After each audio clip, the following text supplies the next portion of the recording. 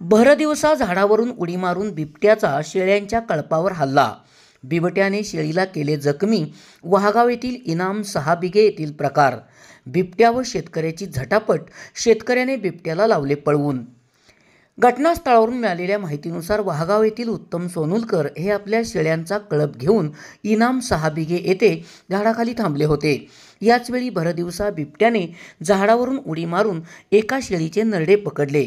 हा प्रकार पाहताच उत्तम सोनुलकर यांनी आरडाओरडा करत व विरोध करत बिबट्याला हाकलण्याचा प्रयत्न केला. उत्तम सोनुलकर यांचा विरोध पाहून बिबट्याने अखेर तेथून पलायन केले. बिबट्याच्या या हल्ल्यात शेळी जखमी झाली असून भरदिवसा हा प्रकार घडला आहे. इनाम 6 बिघे या ठिकाणी हा बिबट्या झाडावर बसला होता. संधी साधून त्याने कळपावर अचानक हल्ला केला. मात्र उत्तम सोनुलकर यांच्या प्रसंगावधानामुळे बिबट्याला शिकार सोडून पलायन करावे लागले. दरम्यान बिबट्याचा वावर वाहगाव परिसरात वाढल्याने शेतकऱ्यांनी सतर्क राहावे असे आवाहन करण्यात आले.